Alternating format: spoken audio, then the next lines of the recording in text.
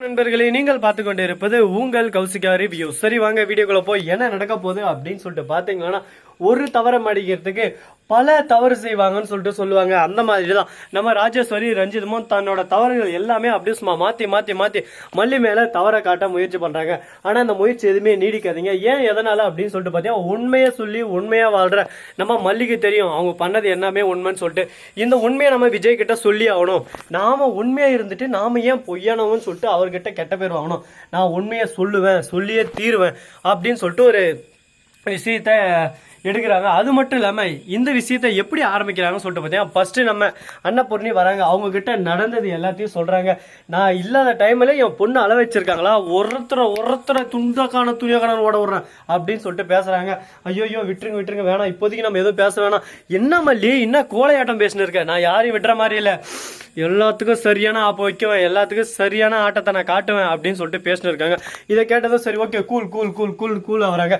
இதுக்கப்புறம் என்ன நடக்க போகுது அப்படின்னு சொல்லிட்டு பாத்தீங்கன்னா, அதுதான் மெயின் மேட்ரு.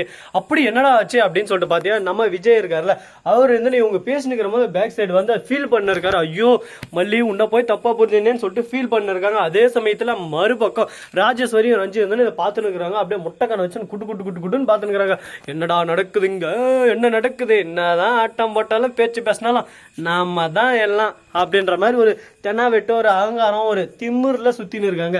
இந்த மாதிரி எல்லாம் இவங்களை விட்டு வைக்க கூடாதுங்க. அப்பப்ப அடிச்சு ஓட விடணும். அப்பதான் இவங்களுக்கெல்லாம் ஒரு புத்தி வரும். இவங்களை சும்மாவே மல்லி விட்டு வச்சுதான் இந்த நிலைமையில வந்து நின்று இருக்காங்க. இதுக்கு மேல விடக்கூடாதுன்னு சொல்லிட்டு மல்லி சொல்லலான்னு மேல போய் துணி ஒன்றலான்னு சொல்லிட்டு அப்படியே சும்மா துணியை நடிச்சுட்டு அப்படின்றாங்க. விஜய் எதுவுமே திரும்பி பார்க்க மூஞ்சி திருப்பிறாரு. இதோ பாருங்க விஜய், நான் எந்த ஒரு தப்பும் சொல்லல, என் மேல எந்த ஒரு தப்பும் இல்லை. நான் உங்களுக்கும் வெண்பாவுக்கும் உண்மையா இருக்கேன். அது மட்டும் தான் நான் செஞ்சதுல இந்த உலகத்துல ஒரு உண்மையான விஷயம். மற்றபடி நான் எந்த ஒரு தப்பும் செய்யல. அதை ஃபர்ஸ்ட் புரிஞ்சுக்கோங்க. எதுவுமே தெரியாம நீங்க என் மேல பழி போட்டு என்கிட்ட பேசாம இருக்கிறது எனக்கு ரொம்ப கஷ்டமா இருக்கு.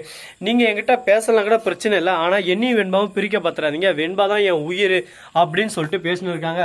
இதெல்லாம் ராஜேஸ்வரி அந்த பக்கம் நின்று மயிறு மாதிரி பேசினு இருக்காங்க. மயிறு மாதிரி உயிர் மயிருன்னு சொல்லிட்டு அந்த மாதிரி பேசின்னு இருக்காங்க. அதெல்லாம் கேட்டதான் நமக்கு ஒரு பக்கம் கடுப்பாகுது. என்னடா இந்த மாதிரி கடுப்பேற்ற மாதிரி பண்ண இருக்காங்க, இவங்களெல்லாம் சும்மாவே விடக்கூடாதுங்க, அடிச்சு ஓடணும் ஒரு பக்கம், அப்பதான் இவங்களுக்கெல்லாம் புத்தி வரும்னு சொல்லிட்டு நமக்கு ஒரு பக்கம் தோணுது. என்னங்க பண்றது, எல்லாம் நடந்தாச்சு, அடுத்து என்ன பண்ணணும் அதை தான் நம்ம யோசிச்சோம். அதை விட்டுட்டு நடந்ததை வச்சு நம்ம புலம்பினா இருந்தா ஒரு பிரோஜனம் இல்லை, ஒரு யூஸ் இல்லை. சரி, இந்த மாதிரி எல்லாம் ஒரு பக்கம் நாமளே ஒரு பக்கம் தாம் தூம் தடால் அப்படின்னு பேசின்னு இருக்கோம். அப்படி பேசின்னு இருந்தாலும் இந்த இடத்துல தான் ஒரு மெயின் பிக்சரே வருது. நம்ம விஜய் எதுன்னு இதோ பார் மல்லி, உன் மேல நான் தப்பா எடுத்துக்கிற எந்த ஒரு முடிவும் உன் மேல தப்பா எடுக்கல.